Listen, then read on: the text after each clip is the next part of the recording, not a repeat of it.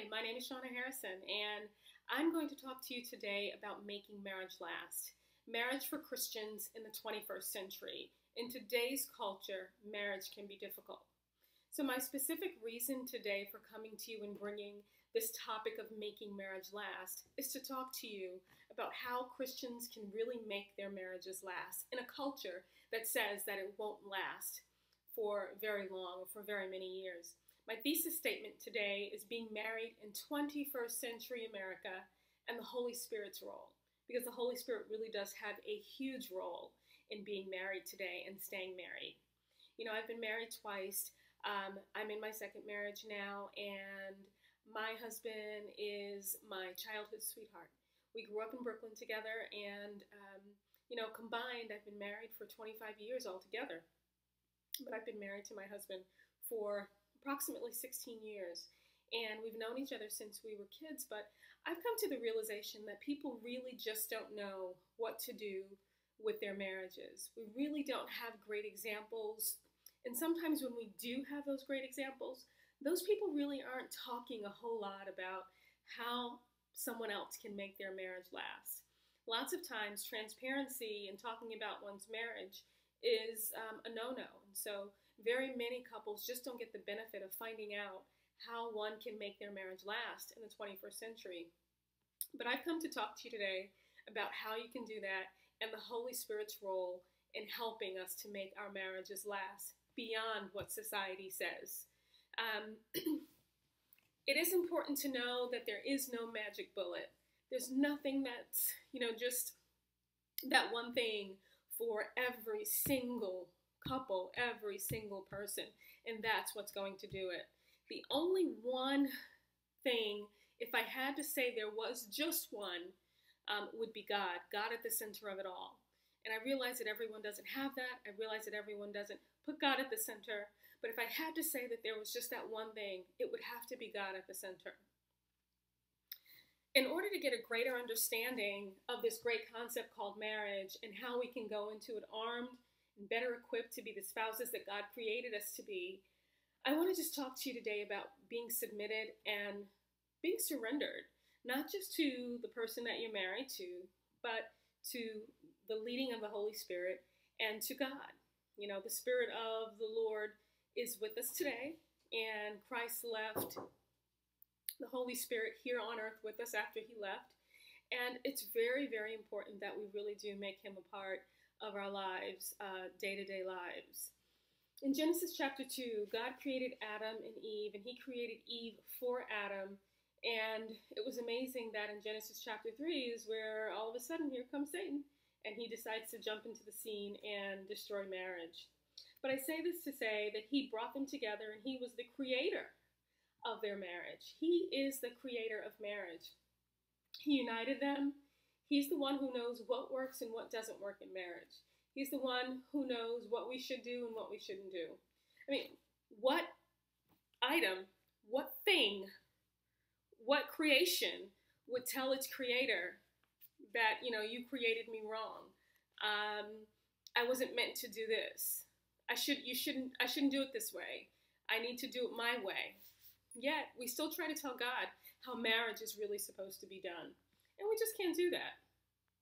With God being the creator, it is of utmost importance for us to know that he knows exactly what he's talking about as it relates to us. So God really does have to be the center of it all. We really do have to counsel with him.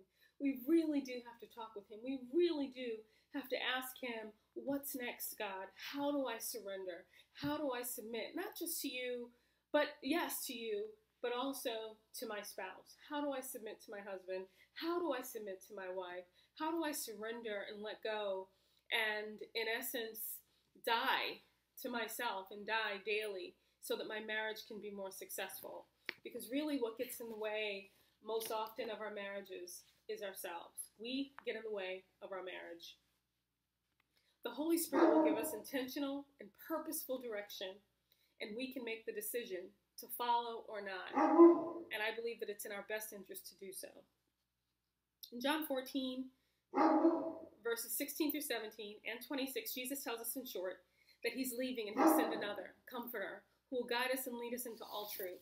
He says that the world can't receive him because the world doesn't know him. But we're going to receive him, and according to how we receive him, we'll be led by him.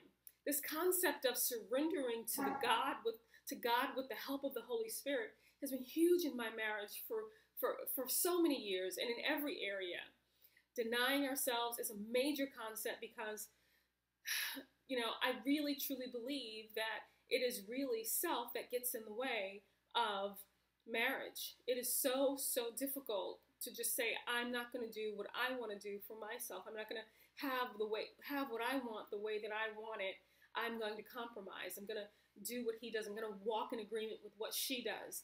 Amos 3 says, how can two walk together unless they agree? And so agreement is a must in a marriage. If the two of you can't walk together in agreement, it is an absolute impossibility. So there are also some practical things that you can do to make your marriage last longer, in addition to following the lead of the Holy Spirit. And so communication is huge. You've got to be able to communicate in a major way. It's a key factor in marriage, but it's communication with God as well as with each other. How we communicate, why we communicate, and who we're communicating to. Are we communicating with God on a daily basis? Are we communicating with God together on a daily basis? Are we talking about the issues of life on a daily basis with each other? Are we just talking business with each other on a daily basis? Or are we still talking about our dreams, our hopes? Are we still talking about our feelings, our emotions? Are we still talking about all of the small things that we used to talk about? Consideration is huge. Matthew 25, 35 through 36 tells us, it reminds us that love's evidence is in our behavior. And that we have to love each other. Is he thirsty? Is she hungry? Is he sick? Do I need to stop off at the store and get anything for him, for her, before I get home? Our relationship with our spouses really is the most important relationship on the earth after our relationships with God. Care and compassion. The Bible tells us, the greatest commandment is to love your neighbor as yourself. Love the Lord your God with all your heart, and then love your neighbor as yourself. And our first neighbor, first and foremost, is our husband.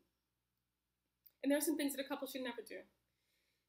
Disrespect, saying the D word, the divorce word, cursing or using foul language toward each other, demeaning each other privately or in public, disregarding their wishes, not having good manners, not appreciating their womanhood or their manhood, treating them like, they're one of your kids, not valuing their opinion. Those are all things that we all have to work on.